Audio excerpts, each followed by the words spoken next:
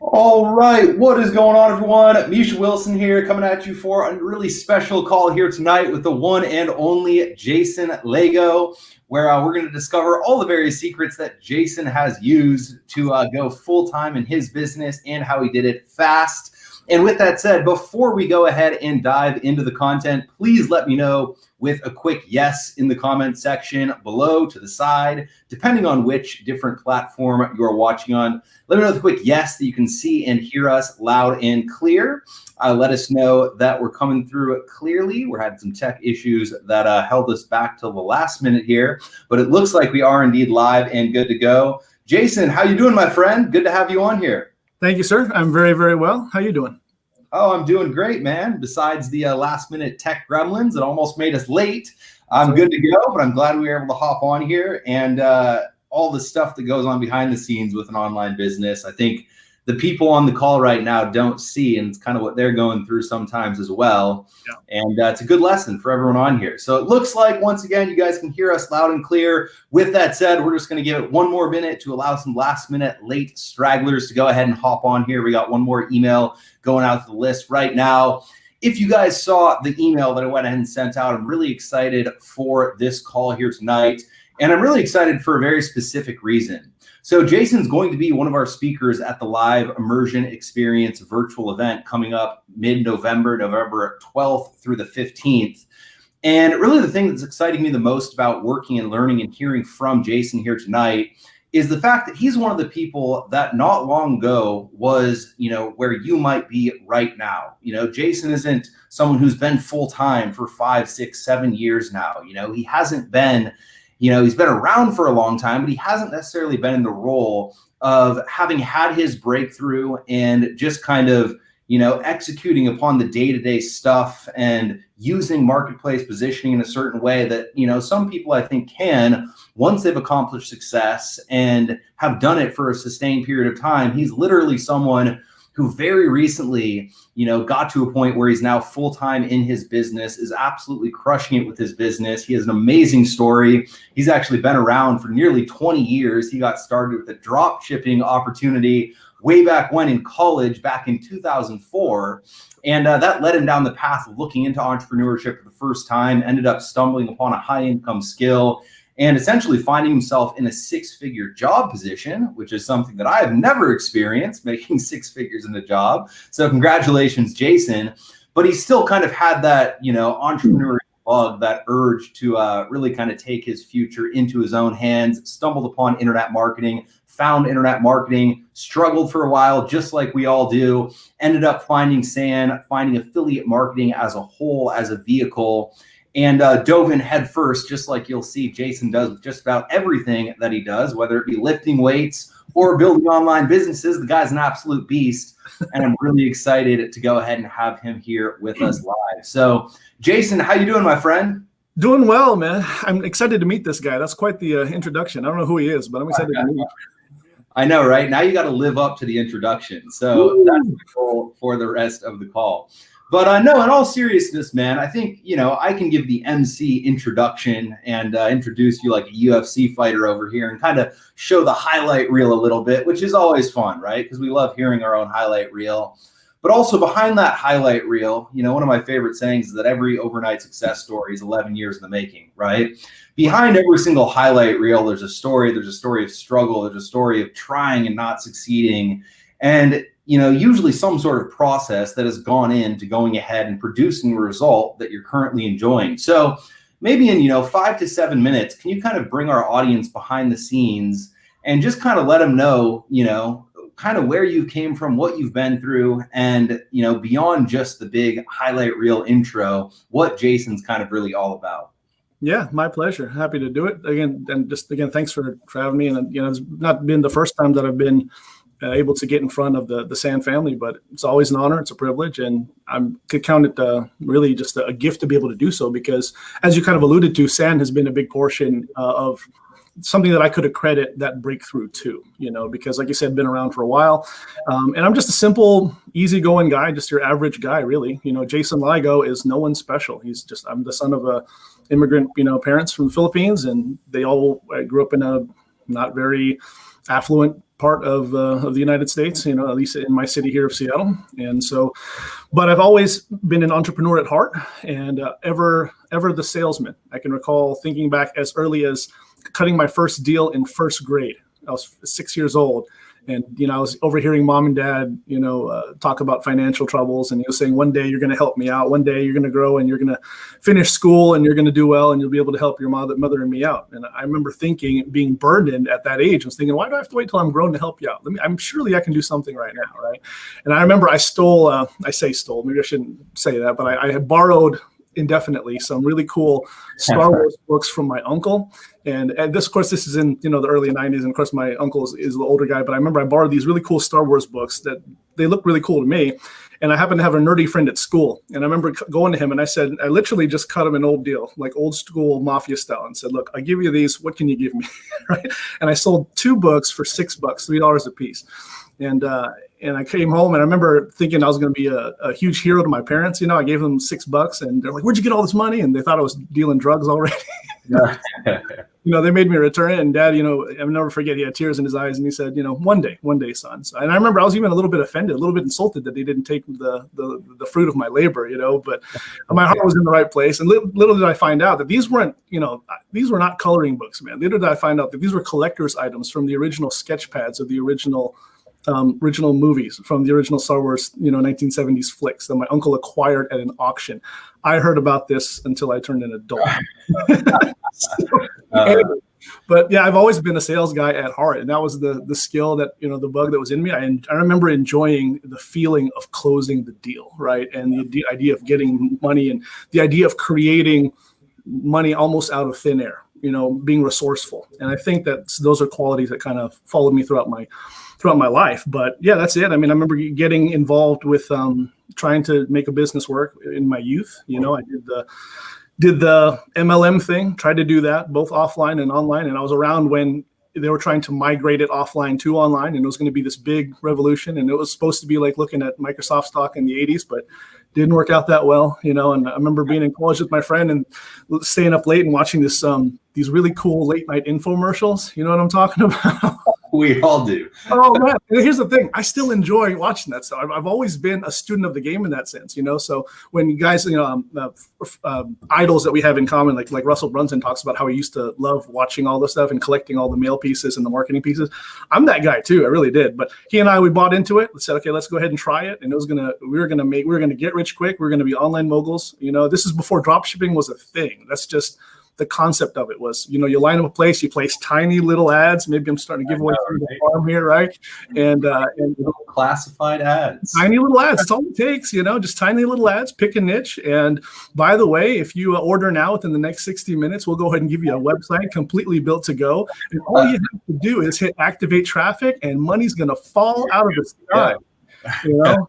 So anyway, so we thought it was going to work. We put a lot of money into it up front between our credit cards that we shouldn't have had. It did not work out well, man. It didn't work out well. So back to the drawing board, decided just to work on the skill thing. Got a regular job, found myself working through different, I realized that sales was it for me. I was able to build my way up with relationship management, found my way through brokerages and ultimately sold everything from over the phone, in person, you can name it, developing that skill. And then finally landed a career with a very large financial institution as the culmination of all those years of hard work, still trying to build a business on the side. I was still jumping from opportunity, trying to make it. So a lot of my big commissions that I was making at work was trying to feed this vehicle that I knew was going to set me free, and it just didn't work out very well for the longest time. But thankfully, we're doing okay now. That is so awesome. I mean, I'm over here smiling and laughing. Well, firstly, guys, give us some comments, likes, hearts, and shares. Let us know with a quick yes that you guys can hear us loud and clear, that we're coming through loud and clear. If you love Jason's story, and I'm over here laughing because it's kind of like listening to a mirror of myself when it comes to the different stuff I tried, the different stuff I got myself into, taking all of my money from my job that I was working that wasn't 6 figures, but it was every single last dime that I had went right back into the business to try to make it work. And, just in telling your stories, there's a few valuable lessons there. Firstly, guys, if you can learn and master sales, you can pretty much write your own paycheck, whether it be, from a job, whether it be from an online business, whether it be going door to door. a lot of people hate the idea of selling, and a lot of people are really uncomfortable internally with the idea of, God, I don't want to be the, used car salesman. I don't want to be the high pressure sales guy. Sales is kind of slimy. There's a lot of internal beliefs that you have to kind of look at and identify and realize that if you have those, you might be holding yourself back. Because again, if you master that one skill set, it can literally, write your paycheck for you no matter what the industry. And then just the fact that Jason didn't quit. I mean, this guy's been dealing with doubtful family members from the time he was 6 years old when he first got started with, entrepreneurship and capitalism, which, he actually gave a really irresistible offer without really realizing it with the value of those cards, I'm sure. But, he's been going for quite a long period of time. You're starting to see him pop up and do really well right now. But there is a process, there is a journey. And without that journey and without that process, there isn't really a shortcut to where you want to go. And if you can just be okay with the process and okay with the journey, I think one thing that Jason will say is that, it ends up being really fun. And some of the toughest times end up being those times that you kind of look back on, laugh at, and kind of reminisce about the good old days. But awesome story, man. Absolutely love it. And with that said, I mean, I know, you stepped away from your full-time job where you're making six figures and you decided to get started with online marketing. You ended up finding affiliate marketing. You found us. What specifically about affiliate marketing as a vehicle do you like most? What, drew you to getting started with affiliate marketing instead of, MLM, drop shipping, e-commerce, selling cups or t-shirts or whatever everyone else is selling? What was kind of, the thing that brought you towards information affiliate marketing? What brought you specifically towards SAN when you went ahead and got started? Yeah, sure. So, I mean, I'm a big believer in affiliate marketing, more specifically high ticket affiliate marketing, like we practice here at SAN. But, the reason why I'm so attracted to that as a business model is because it really is at its core a business model. Now, again, this is coming from a guy who is not a lifelong opportunity seeker, although it seems like I have been. But this is a guy who most recently came from a six-figure career in commercial banking, working with commercial banking clients. When I left my career just over a year ago, almost 2 years ago, I should say, I left a portfolio of $20 million in assets under management, and you had to be clearing $1 million to be my client. Like I know what I'm talking about here in terms of business. Affiliate marketing is a very viable business model because it gets down to the simplicity and the basics of commerce and enterprise at its core. And that is very simply someone who wants to benefit or needs a benefit, right? And then has the ability to pay for it. And you're linking the two together.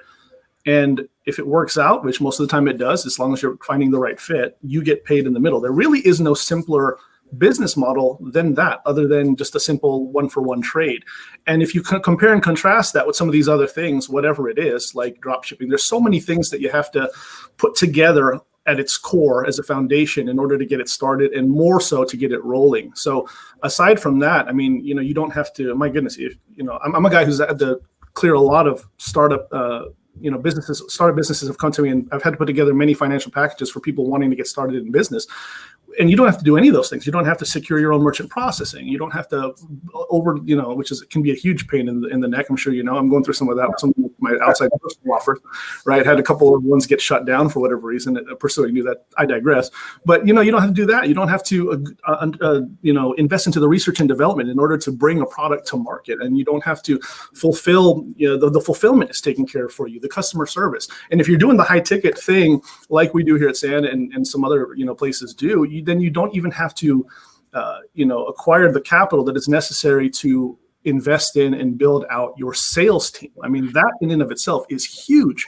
And so all of these things, the infrastructure is there for you, and you literally just have to step into it and work it properly. So those are the biggest things as to why I really am a big believer in affiliate marketing.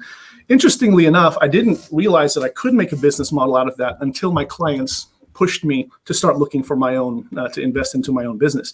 I was doing a thing where, as a commercial banker, a lot of what we got paid on was loans, especially with the bank that I was with, one of the largest banks in the world, right?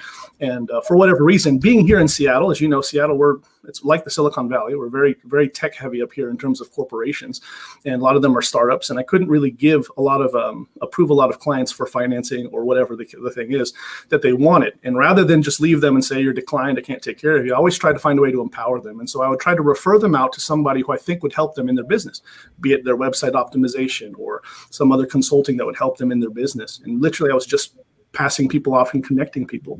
And so, I had a lot of clients start telling me, we really appreciate the value you're giving us. Are you getting paid on any of this? Because you're connecting us with people. Do you have this arrangement where they're paying you? They're giving you any kickbacks? And I said, no, I get paid my salary and I get paid a bonus if I lend a certain amount of money, if I have a certain amount of production, but you're my client, I'm here to take care of you. And they say, well, you should probably look at that. And I thought, okay, let me go ahead and see if I can really turn a business out of making business connections. And it turns out that model exists. It's called affiliate marketing, right? So that's what we're doing here now. We're just making connections with people, the right people with the right value proposition, and we're getting paid very handsomely in the middle.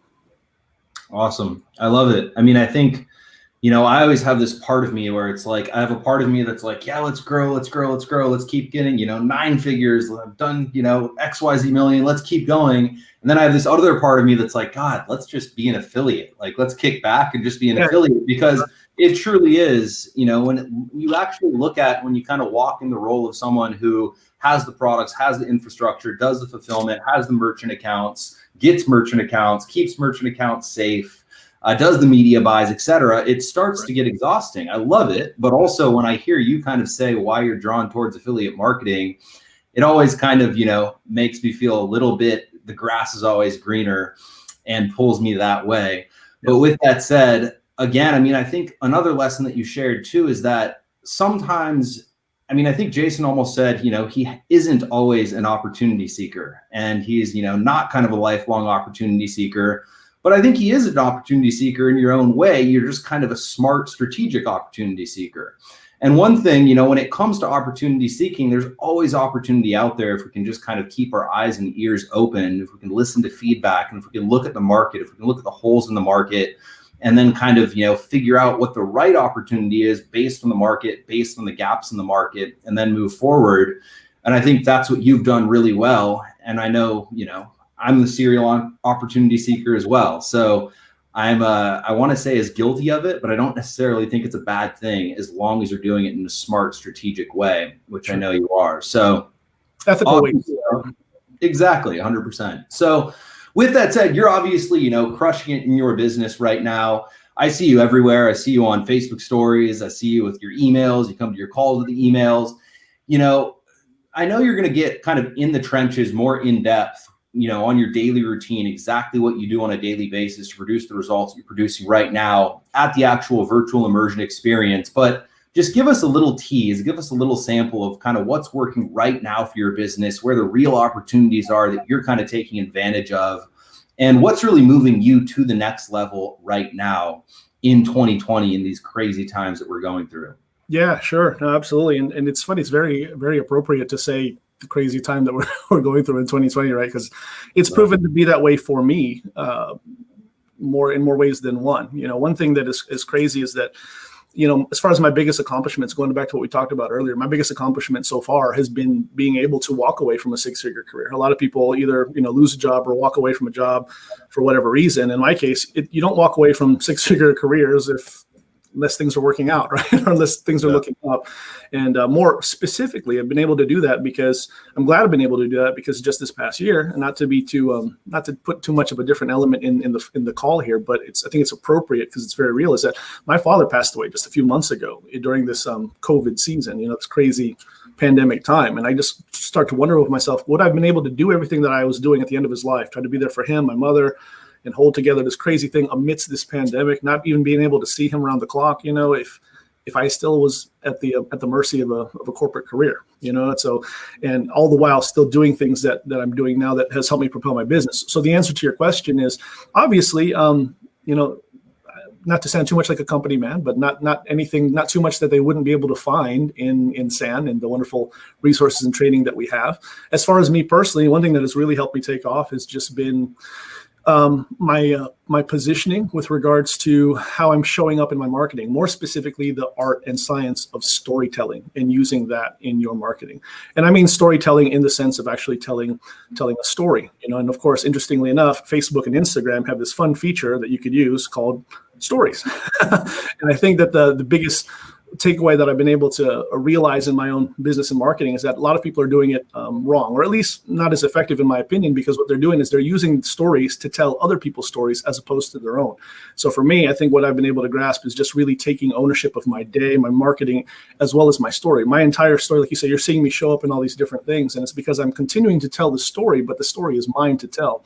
I actually did, and maybe I'll go into this a little bit further in the immersion call, but I actually did a content piece most recently that's gotten a lot of good reactions on the art of storytelling and how to tell your story in three different modalities that could help you prove yourself and position yourself in a way that draws an audience, and more importantly, allows you to influence them to a certain direction, whether it's business or what have you. And it's funny because at our core as human beings, we love stories. I know that you and I personally, we've had a lot of conversations as far as some of our favorite movies and shows, because the writing was so good and we were able to identify with the character that we like so much. And which was your favorite character? Well, interestingly enough, this same dynamic exists in the field of internet entrepreneurship, and we know it as the attractive character. So to really just own that role and be able to show up on your different channels and be consistent about it. I do have a few daily disciplines that I execute every single day that are not, you hear the word discipline and you think of something militaristic, and it's really not that way at all. It's really fun and creative. But it's, by allowing yourself to show up and be so visible, you're able to be at the top of mind and the first person that someone wants to seek when they're ready to do business. So, and I've been able to find myself there, thankfully, more and more these days.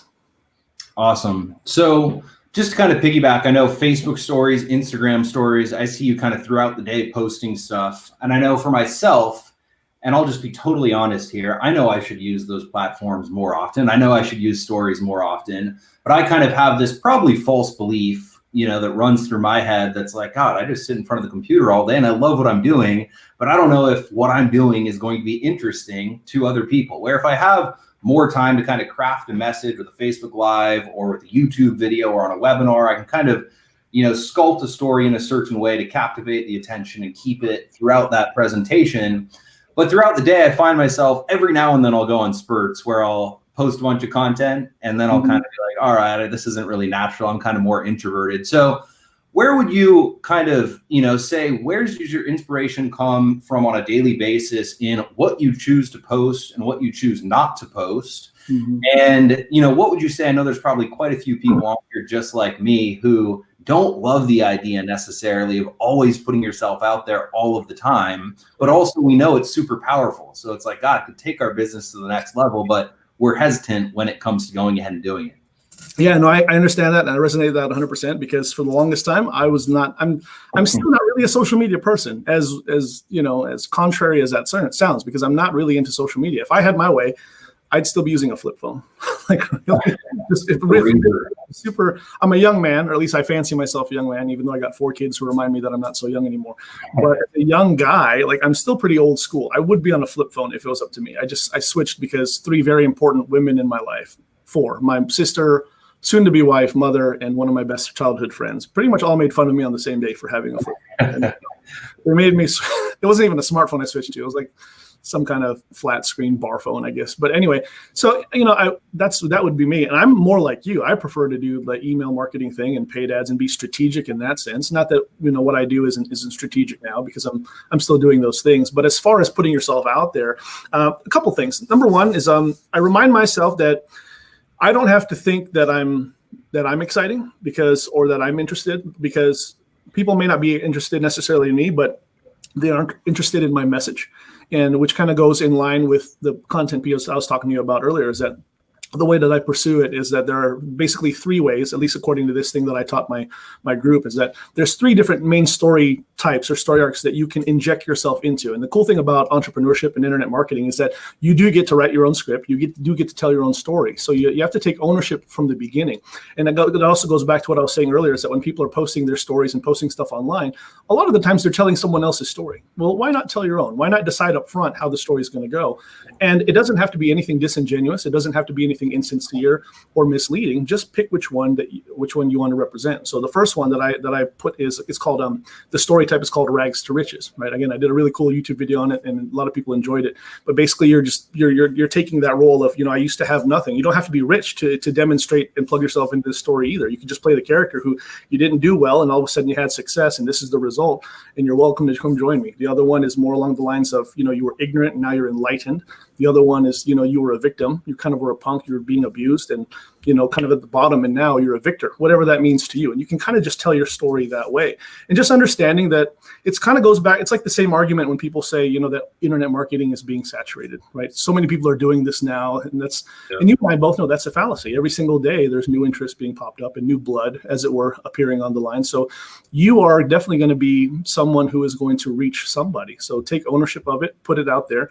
And also, I think one of the biggest things in marketing is just sincerity and authenticity. You don't feel like you have to rent out Lamborghinis, and you don't have to do any of that stuff. Do what's important to you, and someone resonates with it. So for me, a lot of that storytelling is around my kids, and my family life. For me, I walked away from a 6-figure income, but that doesn't mean that I spend my days drinking Mai Tais. That's not what I'm doing. For me, if anything else, a lot of what I do is driven by my passion for my family, my love for my ministry at church, and just being able to enjoy every single minute, especially now with the realization that my dad recently passed away. It makes you think about a few things, so that's just quality of life and however that means to you. So, and then on top, the other thing that I would say on top of that is just really take ownership of your storytelling, of your marketing. Be to where you are not being more of the consumer of content, but me more of the producer of content. That's probably the biggest and most important thing. And not necessarily that there's some things you can't get away from, right? You do have to engage people and make sure you're contributing to other people's content as well. But just draw that line. You're not going to be the consumer. You're going to be the producer. Again, you get to tell your story. It's your movie. You're directing, you're starring in, and you can also do your own stunts. Yep. I love it. So it was rags to riches, victim to victor. What was the third? Ignorant to enlightened. Ignorant to enlightened. Got it. And so are you pretty much running a different version of one of those 3 scripts, like a little kind of, subplot of one of those 3 scripts pretty much all the time whenever you go ahead and go live? You pick a script and pretty much, for the story, it's one of those 3, or is it you work that in every now and then the rest is just kind of over the shoulder day-to-day stuff? Yeah, absolutely. I think that you just nailed it on the head. Really, I'll pick one of those. And I guess a lot of it too is just depending on the focus on what I want to promote and the end game that I want to drive people to at the end of said content. But that's basically it. Yeah, pick one of those 2, drive people in there, and no matter what, again, just be yourself. People can tell if you're faking. You can tell really well if you're not. If you're not about it, as we say. Everyone can tell, really. Yeah. And so and I'm trying to pull a little bit. I'm going to try to pull some of the secrets out of you here for the audience, but I know that's pretty much a channel that is more relationship building. It's social media. It's kind of a party, right? And so most of the time you're not going to be in salesman mode. If you go on there and it's just like you send a sales email, it's not going to work the same way it would with an email inbox, because an email inbox is more of, a buying environment. But with that said, it has to end up equating to sales. And so where in the process for you, if you're posting daily and you have, let's say, 50 people watching your daily episodes, how do you bring them from the social party to an environment that's a little bit more sales oriented, sales friendly, maybe turn them into traffic control, and then end up, with someone who ultimately buys something from you? What does that process look like? How often are you throwing out calls to actions? What's the daily routine when it comes to making sales? Sure. Yeah, no, it's funny. That is the exact strategy, really is. And here's what it looks like. But basically the way that I view it is just like that. I view it as all portions of one big funnel. That I'm a big sales guy, or big sales funnel guy, as I'm sure a lot of us are here. And so that really is the 30,000 foot view, is that, and you described it more appropriately. The social media is the party, right? And then, so it's not a bunch of pitching. That's exactly right. If it is, because I tried that before too. Everything, get on social media and, buy my stuff. And it's like, no, the idea here is not to advance. The idea is to attract. Once you attract, then you can advance after you have influenced, right? So that is the attraction. That is, let me show you, me and what's going on here. And then, of course, striking up a conversation. And so there is always usually a call to action of some sort. That call to action, generally speaking, at this stage of the social media is not necessarily one that involves clicking a link directly. It's usually taking them one step closer into my world, into my sphere, which in this case would look a lot, which would be something along the lines of one of my more dedicated Facebook pages, like my Facebook group, or I have a couple of business pages. I have one that's like a fan page and one that is like an influencer's page, and the one that actually has my name on it. And of course, I do regular business content there that also lead to my email list, which is like that's the crown jewel, is the email list, right? Is the Facebook group and the personal email list. And as you know, I'm really big on email marketing. And that usually, between that and my Facebook group, will push them into an actual sales funnel of whatever it is that I want to promote. And it really is that simple. So it does take time. It's not an overnight process, right? But that whole process, again, if you do it consistently and with intent in mind and do it purposefully, you can really warm people up from the sales progression to the point where when they actually make that purchase, the purchases tend to stick, and these are usually people who, want to work with you further and have more of a close relationship with you. And it's funny, since I stepped away from traditional MLM, I don't really haven't had much of a desire to do any team building, but that kind of is what happens as a byproduct of doing it this way, is that people do draw a certain loyalty to you and to your brand and resonate with you. And next thing you know, you're offering, you're stepping into more of a coaching and a consulting role, which I've always enjoyed. A lot of my sales careers, I was always the guy who took on the newbies for the first week just to make sure they didn't learn bad habits as my bosses would prescribe, Although I don't know if that's the case now, but I do enjoy teaching, coaching. I think it comes across, and certainly I appreciate the opportunity that you've allowed me with Sam with some of the calls here. And now it's popping. That type of stuff is popping up for me more and more these days. I'm being featured on calls and podcasts and other people's online shows. It's been a crazy ride. Never asked for it. Never thought it would be here, but I enjoy it. So. You didn't ask for it, but you kept pressing. And that's what I always tell people. Just keep pressing. Sooner or later, sometimes it just happens to be that you're in the right place when someone has a promotion going on. You end up on a call for a promotion, right? Someone's launching a podcast and they need new speakers, and then you end up building a relationship, and that relationship ends up serving you for life. And you're a perfect example of that. And one thing I'll say is that when it comes to social media, it's not necessarily the fastest thing in the world. You can go place an ad and make a sale tomorrow, but that used to be me. I was just, I wanted to place more ads. And we were running a bunch of solo ads, CPA networks, network traffic, media buys, etc. And we were running maybe like 10% of our traffic, 15% of our traffic with Facebook ads and YouTube ads. And, we were at this kind of point where we weren't making the sales we wanted. We were having this bad month, and I was kind of like, God, what do we do? So I sat down and I analyzed the data and I looked through everything. And I didn't just look at sales. I looked at the sales that ended up sticking with us and then becoming repeat customers, and people who bought our back-end programs, then people who rebought our back-end programs.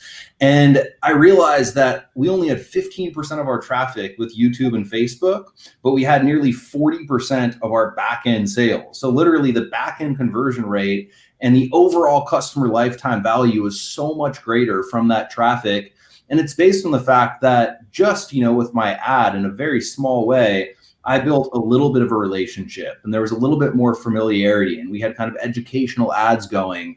And so just know that if you commit to the process, and if you commit to the formulas and kind of the, frameworks that Jason's talking about, it's a long-term play, but it's a long-term play that ends up being one of the best plays you can make, because again, it ends up being something that doesn't only attract a customer, it attracts a customer that ends up, staying a customer long-term, right, and ends up being a customer who buys over and over and over again if you have the right ascension path and value ladder, as Russell would call it, right, and if you have your stuff together on the back end. So it attracts a really high quality customer. And I love what you said too about kind of essentially, you're not always going for the sale on the first try, right? One of the biggest mistakes I see so many people make with email marketing, with social media, with whatever the different channel is, they're always trying to go for the sale the first time before they've ever engaged with someone. And I actually did a video very recently on email segmentation, and really your email list, you should be trying to get engagement, because engagement leads to sales. But oftentimes, before you can make that sale, you have to get some sort of sequential commitment from that person and a smaller micro engagement before you can get that big sale. So I love how you're kind of walking them through, building a relationship with the attractive character on the front end, bringing them into your world, getting them to a Facebook group, offering them probably a free lead magnet in the actual Facebook group, bringing them onto the list. And then by the time that person's on the list, I would go as far as to say you're probably getting 30 or 40% open rates with those, specific people. Is that correct? Yeah. And you've personally seen some of those emails. Yeah, exactly. And for context, guys, if it's cold traffic, we're going to get maybe 7 to 10% open rates, where with this type of traffic, again, much, much, much higher. So I love it. And once again, guys, Jason is going to be one of the speakers. I've got a bunch of questions here this week. If people can purchase tickets or people can't, are we closed out with ticket sales or not for the actual virtual immersion experience live? And our early bird pricing did go ahead and expire. We sent out about 78 emails letting you guys know that it was expiring. So the price has gone up. You can get started today for $0. And then after the event, if you get value, it is now $297 instead of $197. And you can head over to mishasclass.com/event and grab your ticket at any time. And with that said, Jason, I know we've kind of been talking about a little sneak peek of what you're sharing at the event, but how have events kind of played a role in I would guess from your story more than anything, they might have played a role in having you stick around and continue to be in the industry in a kind of long-term way. But I could be totally wrong. And I'm super curious, just, essentially what have events done for you in your journey in the online world? Oh, well, you've nailed it on the head, man. Events have been key and definitely helped me stick around. Not necessarily in the beginning for the right reasons. I mean, I'm a seminar junkie, right? I think a lot of us have fallen into that, not necessarily a trap, but that category where you're seeking for the next, first event, either because you're really broke and you want to see what's next and to at least garner as much as you can for the free gift, right? Because again, I've been in this info marketing space since before it was an online phenomenon. And I remember going to many hotel rooms, many boot camps, and walking out running with everyone else to the back to make that large purchase, only to find out I couldn't get approved for the credit in order to purchase it. And then neither did I have the cash. So I left the room, butthurt and offended and really, really sad and brokenhearted until the next one. But having said that, when I finally got my stuff together and put things together, events have been incredible. And into this point, that's part of the lifestyle that I would lump into the blessing of this overall lifestyle of this digital thing and this entrepreneurial thing, because even to this day, we're having this event because we had to cancel our last live one. You and I were about this close to talking about more movies in person at Vegas, and it didn't work out. And so now I'm putting this as a consolation prize. But events have been huge, man. I've been to many, and I continue to pay for them. And the fact is, now that we're doing it virtually in this sense, people are saving a lot of money because the content and the lineup is absolutely incredible. But I have committed to doing events. I love doing flying all over the place and masterminding, and it's something that I really enjoy. If you go on my social media, you see me. I've got a lot of. I'm blessed to be able to have met a lot of my heroes in the business and in different industries and connect with them. But the knowledge is great, the atmosphere, the energy. There's just something you can't get through your own, self-learning module as opposed to a live event, especially when you know that other people are watching it and learning the same things from you. So that does two things. I think that energizes you in terms of, the osmosis that gets transferred in good energy, but it's also like, okay, now you don't have any excuse, right? There's too many success stories around here for you not to be one, right? Especially the people up top. The people who are up there who are speaking. A lot of our heroes and leaders that we look up to in SAM, like the greats, like, Ace and Rich, and Paulo and Keisha, who I've had a crush on since before I met my wife, and just like these people are incredible, and they're all crushing it in their outside business opportunities as well, and their other ventures, just like, I am blessed to be able to doing as well. But what's the common denominator? Well, it's SAN and some of these amazing live training events that have comprised throughout the years, and really in just a short time, I think about it, right? It's not like SAN's been around for what, not even a decade now, is that right? No, so 4 years strong. It's incredible what we can do, and how many beasts that you've turned out in just that amount of time, because that sounds about right. About 4 or 5 years when I first discovered the concept affiliate marketing. And if we're going back in the story, interestingly enough, this is going to sound weird, like a weird kind of a bromance thing, but bro, I wasn't even looking for you. I was actually trying to get involved in another business, right? Who, interestingly enough, I mean, that sadly, I'm the main person behind that business as a good friend, and I still am close with it. But you guys share a mentor in common. That's the martial artist in me. I like to discover which grandmaster taught whom. You guys have a common mentor, and sadly, their business went south. It didn't work out. Kind of collapsed for some misfortune. But right around that time, as happens with a lot of other business that aren't run properly or carefully, what have you. But right around that time, then it's like, well, San has a very similar business model, but it seems like they've got their stuff better together in terms of a disclosure method, which, again, from a financial services guy, that was also very important to me. I don't like to associate myself with anything that's gimmicky. I like the idea that everything is clear, and the fine print is not very fine. It's very bold. It's very, very clear what we are, what we are not, what you're looking for, what you're not looking for. You determine if we're a good fit. I really appreciated that. I love how we're making sure that we're transparent in all things. I think that's important in business as well. Yeah.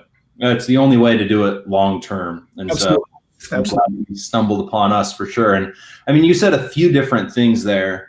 I mean, firstly, just getting to events. I love how you said you no longer have the excuse of this thing isn't possible. I remember when I first got to events, the biggest thing that changed within me, I learned a bunch. There were tactics, there were strategies. I learned everything from the best. Tim Irway was there, and he was kind of the guy I was looking up to at that point in time. And now I'm blessed to call him a really good friend. But essentially, the biggest takeaway that I got from the event was, wow, I can do this because, Tim's a normal person. And if Tim can do it, I can do it too. But when you're kind of in that, non-immersive, just on training after training environment that is the internet, it can feel really hard to have that belief. And it can be hard to have that belief in general that, Tim can do it, so I can too. Misha can do it, so I can too. Jason can do it, so I can too. And that totally flipped for me when I fully immersed myself in that first event. And also, you said something kind of funny, and I always say this when it comes to events, is you were the guy who ran to the back of the room, then ended up, kind of being angry when you left.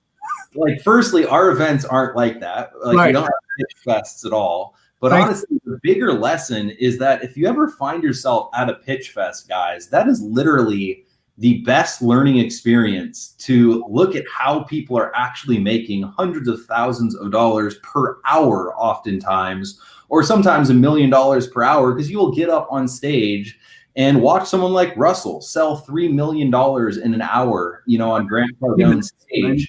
Yeah. And instead of you having the blinders on of, oh my God, he's trying to sell me something, so I'm going to be pissed off and irritated, I'm not going to tune in, and I'm going to look the other way.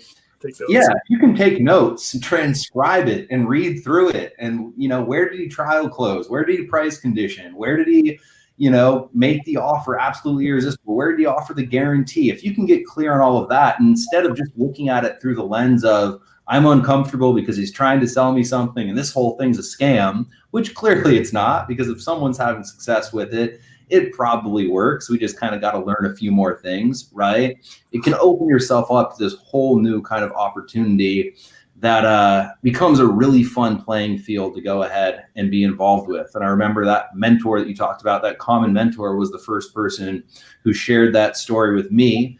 And the one and only Dagan Smith, he will be back soon. I've been getting some sneak peeks on what he's doing, and it's going to be really cool, fun stuff for sure. So looking forward to all of it. So with that said, Jason, I appreciate you. Thank you for giving me about 42 minutes of your time here, brother. Do you have anything else that you would like to share with the audience? We got almost 100 people on here still live with us, guys. If you're getting value, give us some comments, likes, hearts, and shares. Please go ahead. Hit the quick like button, hit that subscribe button if you're on YouTube. More importantly, though, head over to mishasclass.com/event and grab your ticket right now. And with that said, Jason, do you have any last words, brother? Yeah, just a couple quick things. First of all, just to piggyback what you said about the other thing that comes as a result of events was, well, you kind of touched on it, was just the relationships that you can build with colleagues. You can generate some really good, cool friendships that turn into meaningful business relationships as well as strong friendships. That's certainly been my case, to the point and extent where there's one particular influencer who's doing very well, a female one, and been following her for a while and collaborated with her and met her at an event, and she's She even like made like a handwritten note to my teenage daughter, and has been invested in her. And that wouldn't have happened if I didn't seek out, this business or to make it to a live event. And so as a dad who has a teenage daughter that can look up to many role models, I appreciate something like that. That comes as a result of events. And it seems like there's already some of that has already taken place within SAN. And secondly, and lastly is just, SAN is where it's at, guys. Really, I mean, SAN was kind of the biggest thing that helped me to really break off to where not only do I promote SAN and have seen whatever level of success you want to call it, but it's impacted the success in my outside business ventures as well, because the skills are transferable. And I think that's probably one of the biggest and most important things. I think one thing I've always appreciated about it is how you have not, the way that you've positioned SAN has never been as a business opportunity solely just to promote our stuff. It has literally been something that you can apply. You're training super affiliates, not just, homegrown people to pitch whatever it is that you're trying to do here. You're not just building your army, and you can see it again, if you look at some of our top leaders that are just crushing it outside, they're doing it with good reason. And the common denominator is SAN. So it's the total package, great community, great education, that it's not stagnant. It's being updated. It's not, I can't stand trying to reboot and update stuff. That really kills me. Back to my old TV infomercial product days where you had to schedule that call 60 days later because there was an update in the system, but you can get in now if you're ready to flip out the credit card. Anyway, but aside from that, no, just thank you again, Misha. The pleasure's been all mine, my friend. I certainly have appreciated being a part of having SAN be a part of my story and vice versa. And I really enjoyed it. Awesome. Well, hey, I appreciate the kind words, man. When it comes to success stories in the community, I always say that we kind of guide people on the path, but you have to walk down it. So it's been awesome to see you walk down the path, create success the way you have. And thank you for stepping up and being a leader in the community, man. It's truly appreciated. And thank you so much for all the value here tonight. Guys, if you got value, give Jason some comments, likes, hearts, and shares. Give a quick value post in the comments. Head over to mishasclass.com/event. Grab your ticket right now. Appreciate all of you guys, all 87 of you still on the call. Thank you guys so much for investing some of your time with us here today, your single most valuable asset. And until next time, appreciate all you guys. Over and out. Later, guys.